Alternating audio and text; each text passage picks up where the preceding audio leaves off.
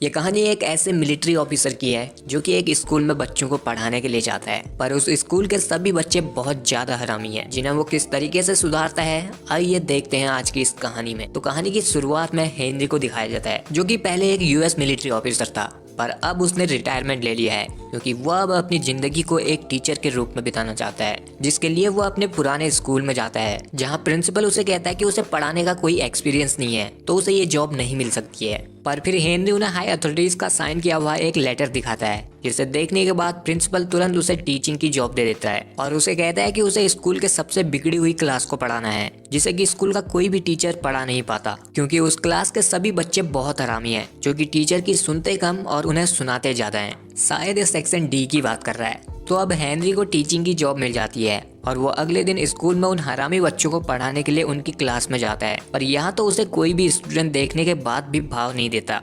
वो लोग ऐसा बिहेव करते हैं कि उनकी क्लास में कोई आया ही नहीं है और सब अपनी अपनी मस्ती में लगे रहते हैं। कोई क्लास में सोया हुआ है तो कोई गिटार बजा के लड़की को इम्प्रेस कर रहा है और यहाँ तक कि कुछ स्टूडेंट तो यहीं पर स्टोव जला के मैगी बना रहे हैं। स्कूल थोड़ी चल रहा है, ये तो कैंपिंग चल रही है और बेचारे हेनरी की तो कोई इज्जत ही नहीं है। तो अब हेनरी उन सभी बच्चों का ध्यान अपनी तरफ करने के लिए उन सभी के कामों पर कमेंट्स पास करता है। ए सुनो, मैगी 2 मिनट में थोड़ी बनती है, 10 मिनट लगते हैं, और तू पबजी के मरीज इधर दिखा, अबे तू तो नूब है। और इस तरह से वो सभी बच्चों का ध्यान अपनी तरफ आकर्षित करता है और फिर जब सभी बच्चे उसकी तरफ देखते हैं तो वो उन्हें अपना इंट्रोडक्शन देता है और अपना नाम और फोन नंबर बोर्ड पर लिखता है। पर उसकी हैंडराइटिंग देखकर वो सभी बच्चे उसका मजाक उड़ाने लगते हैं और हंसने लगते हैं। फिर उनमें से एक स्टूडेंट उसे कॉल करता है और उसे चुपचाप यहाँ से निकलने के लिए बोलता है, पर हेनरी इस बात को मजाक में लेता है और हंसने लग जाता है। तो अब वो हरामी बच्चे फिर से अपने पुराने कामों में लग जाते हैं जो कि वो पहले से कर रहे थे और वापस से हेनरी को इग्नोर करने लगते हैं।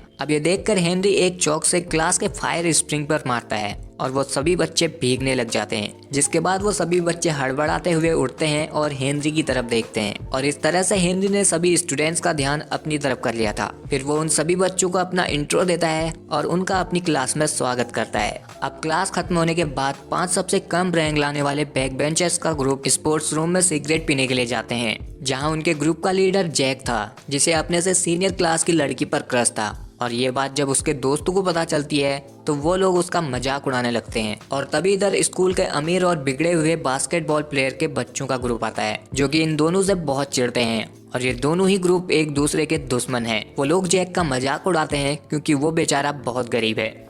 साले मैं तुझे पहचान गया तू। इसके बाद जब वो बास्केटबॉल प्लेयर का ग्रुप अपनी प्रैक्टिस कर रहे थे तो इधर जैक भी उन्हें अपने दोस्तों के साथ देख रहा था। तो इधर जैक अपनी बेइज्जती का बदला लेने के लिए ग्राउंड पर एक बोतल गिरा देता है, जिससे बास्केटबॉल टीम का लीडर गिर जाता है और ये देखकर जैक और उसके सभी दोस्त उस पर हंसने लगते हैं। लेकिन ऐसा करते हुए उनकी इंग्लिश टीचर ने उन्हें देख लिया था और वो उन्हें पनिशमेंट दे देती है। अब पनिशमेंट से बचने के लिए वो स्टूडेंट टीचर के साथ एक प्रैंक करते हैं और उसके टेबल पर पानी गिरवा देते हैं। फिर जब टीचर अपने डेस्क को साफ कर रही थी तो वो लोग इस मौके का फायदा उठाकर यहाँ से भाग जाते हैं। फिर उधर हम स्कूल के प्रिंसिपल को देखते हैं जो कि बहुत परेशान है क्योंकि उसके स्कूल की रिपुटेशन अच्छी नहीं है, जिस वजह से एजुकेशन बोर्ड उनकी एनुअल फंडिंग में से 20% की कटौती करने वाला है। इसलिए स्कूल में एजुकेशन बोर्ड से कुछ लोग भी आए थे क्योंकि वो जानना चाहते थे कि क्या वो स्कूल सही से चला रहे हैं या नहीं और वो किस तरह से स्कूल में फंडिंग का इस्तेमाल करते हैं। अब हेनरी अपनी क्लास में उन बच्चों को पढ़ाने के लिए जाता है, पर उधर क्लास में उन सभी स्टूडेंट्स ने उसके साथ प्रैंक करने के लिए दरवाजे के ऊपर एक पानी का बकेट रखा था। पर जब हेनरी दरवाजे को खोलता है तो वो उस गिरती हुई बकेट को मारकर दूर फेंक देता है और ये देखकर वो सभी बच्चे हैरान हो जाते हैं।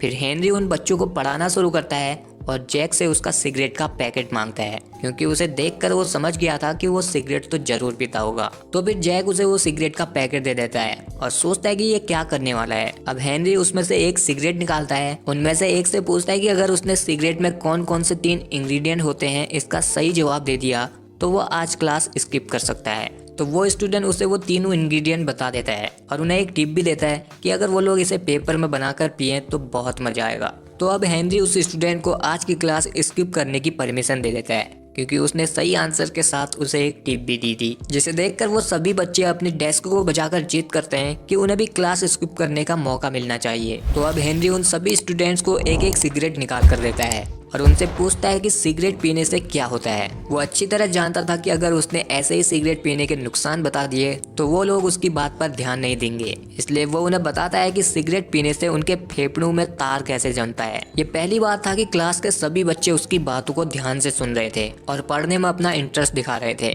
फिर बेल बजने के बाद हेनरी उन सभी बच्चों को अपनी सिगरेट वापस करने के लिए कहता है और ना चाहते हुए भी जैक और उसके साथियों को भी सिगरेट वापस करनी पड़ती है।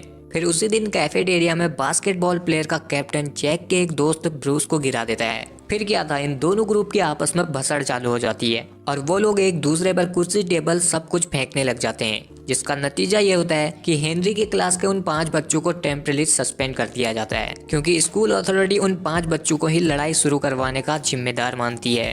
इसके बाद हेनरी जब प्रिंसिपल ऑफिस से बाहर निकलता है तो वो देखता है कि जैक अभी भी उन लोगों से लड़ रहा होता है। तो फिर हेनरी जल्दी से उधर जाता है और उन्हें रोकता है और जैक को शांत रहने के लिए कहता है, पर जैक गुस्से में कहता है कि यह स्कूल ही बायस्ड है, क्योंकि आज तक कभी भी स्कूल ने उन अमीर बच्चों को सजा नहीं दी थी।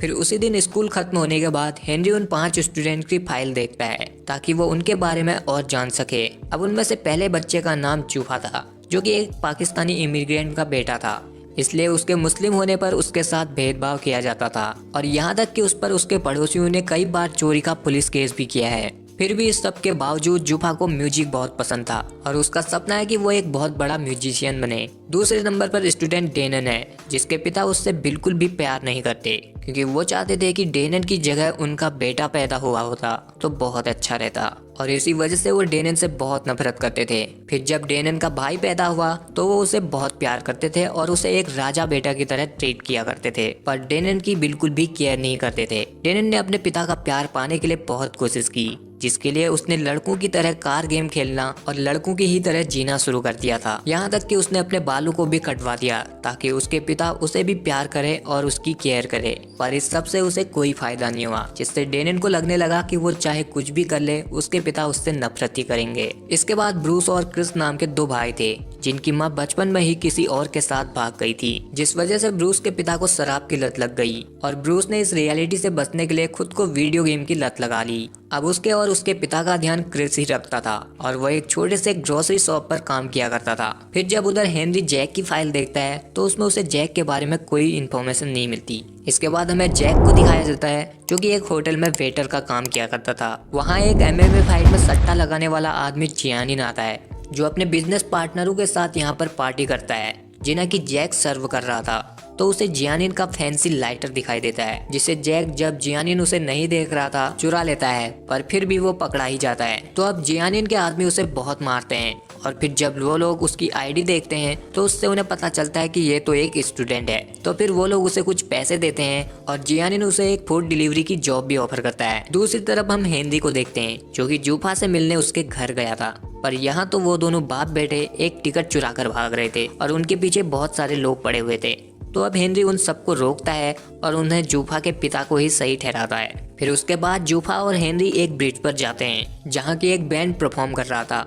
तो अब हेनरी जूफा का कॉन्फिडेंस बढ़ाने के लिए उस बैंड के साथ परफॉर्म करने लग जाता है, जिसे देखकर जूफा को भी म्यूजिक बजाने के लिए कॉन्फिडेंस मिलता है और वो भी उस बैंड में शामिल हो जाता है, जिससे उसे बहुत अच्छा महसूस होता है, क्योंकि आज तक उसने कभी भी इतने लोगों के सामने परफॉर्म नहीं किया था। इसके बाद हम ब्रूस और क्रिस को देखते हैं, जिसके पिता उनसे आधी रात को अपने लिए दारू मंगाते हैं। तो वो दोनों भाई उन्हें मना कर देते हैं, जिससे उनके पिता को गुस्सा आ जाता है और वो उन दोनों भाई को अपने घर से बाहर निकलने के लिए कहते हैं। फिर अगले दिन हेनरी उन दोनों के पिता से ही मिलता है और उन्हें समझाता है कि उन्हें अपने बेटों को संभालना चाहिए और अपनी जिम्मेदारियों को समझना चाहिए, जिसके लिए वो उन्हें अल्कोहल रिहैब सेंटर में जाने की सलाह देता है। दूसरी तरफ उधर डेनन के पिता उसके लिए मेकअप का सामान लाते हैं और उसे कहते हैं कि उसे लड़कियों की तरह रहना चाहिए, क्योंकि वो नहीं चाहते थे कि डेनन लड़कों की तरह जिए। पर डेनन को इस चीज से गुस्सा आ जाता है, क्योंकि उसके पिता कभी भी उसकी केयर नहीं करते थे। वो उसे हमेशा ऐसा दिखाते थे कि डेनन अच्छी नहीं है। अब इधर डेनन वो सारा मेकअप अपने भाई के मुंह पर पहुंच जाती है और यहाँ से गाड़ी की चाबी लेकर निकल जाती है।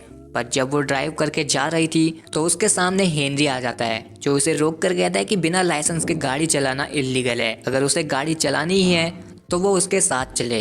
तो अब ये दोनों गो कार्ट रेस के लिए जाते हैं, पर यहाँ हेनरी ने उसके पापा को भी बुलाया था, क्योंकि वो दोनों बाप बेटी के बीच रेस करवाना चाहता है। फिर इन दोनों के ही बीच रेस शुरू होती है, जिसमें वो दोनों बाप बेटी एक दूसरे की केयर बिल्कुल भी नहीं कर रहे थे और दोनों ही ट्रैक से बाहर पहुंच जाते हैं, जहां एक ट्रक डेनन की गो कार के ऊपर चढ़ जाती है, पर डेनन बच जाती है और ये देखकर उधर डेनन के पिता को बहुत दुख पहुंचता है और वो रोने लगते हैं क्योंकि उन्हें नहीं पता था कि डेनन बच गई है। जिसे देखकर डेनन को एहसास होता है कि उसके पिता उससे बहुत प्यार करते हैं और वो अपने पिता के पास जाती है और उन्हें खुशी से गले लगा लेती है।